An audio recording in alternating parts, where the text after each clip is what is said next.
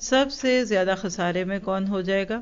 آپ کے اور میرے غور سے سننے اور پڑھنے والی آیات ہے کہ کہیں ہم صرف رواں روی میں اس کو سن نہ جائیں، حالانکہ اس میں ساری زندگی کی محنتیں ڈوبتی ہوئی دکھ رہی ہیں۔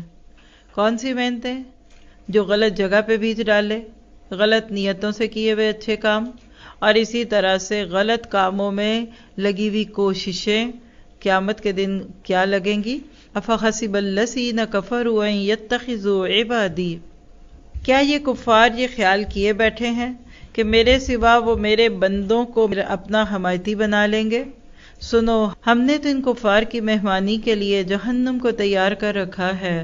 کہہ دیجئے کہ اگر تم کہو تو میں تمہیں بتا دوں کہ اعمال کے اعتبار سے سب سے زیادہ خسارے میں کون ہے؟ آپ بھی سوچئے۔ آپ دیکھیے کہ ہم کہتے ہیں اعمال ان کے برے جو گناہ کے کام کرتے، ہم سوچتے ہیں اعمال ان کے برے جو شراب کباب میں پڑے ہوئے۔ اللہ تعالیٰ کہہ رہے ہیں نہیں، آؤ میں تمہیں بتاؤں کہ اعمال کے اعتبار سے کون خطرے میں؟ وہ ہیں کہ جن کی دنیاوی زندگی کی تمام تر کوششیں بیکار ہو گئیں اور وہ اسی گمان میں رہے کہ وہ بہت اچھے کام کر رہے ہیں۔ اس آیت پہ رکیے اور سوچئے اور دعا کیجئے کہ اللہ ضائع ہونے والے اعمال سے بچانا۔ ساری زندگی آپ کسی کی حمایت ہی کرتے رہے اور بعد میں پتہ چلا وہ کھوٹا بندہ تھا۔ آپ اپنے بیگ میں سکے ہی بھرتے رہے اور وہ اٹھائے بھی نہیں جا رہے تو اٹھا کے پھر رہے، بعد میں پتہ چلے ساری کھوٹے سکے تھے۔ کیا بنے گا؟ نقلی نوٹ جمع کرنے والے وزن وہ بھی اتنے ہی اٹھاتے ہیں۔ یہ وہ لوگ ہیں کہ جو کام تو دنیا کی کرتے رہے اور سوچتے رہے کہ ہم آخرت کما رہے ہیں۔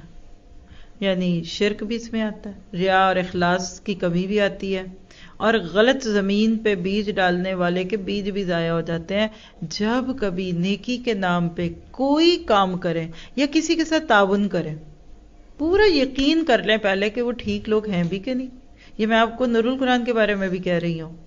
$1 دینے سے پہلے 100 دفعہ سوچ کے دیں کہ کیا میں صحیح جگہ پہ دے رہا ہوں، کہیں میرا ضائع تو نہیں ہو جائے گا۔ تو اگر شک پڑے تو $1 نہیں، 1 پینی بھی نہ دیں، ورنہ کل آپ کو حسرت ہوگی کہ میں نے غلط لوگوں کے ہاتھ میں دے دیا۔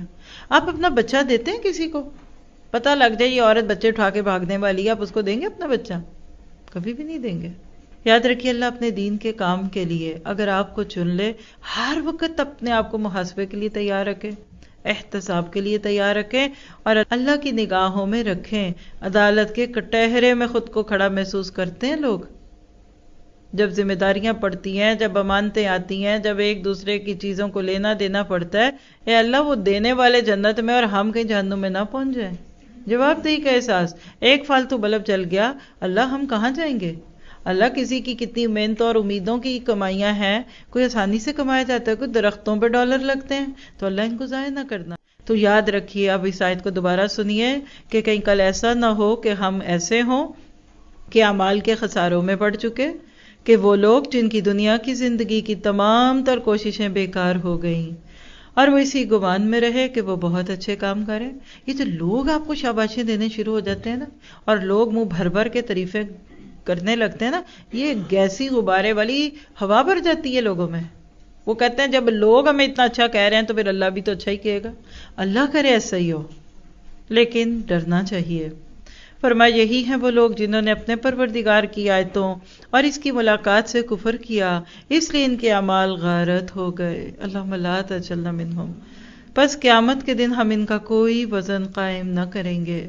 حال یہ ہے کہ ان کا بدلہ جہنم ہے، کیونکہ انہوں نے کفر کیا اور میری آیتوں اور میرے رسولوں کا مذاق اڑایا۔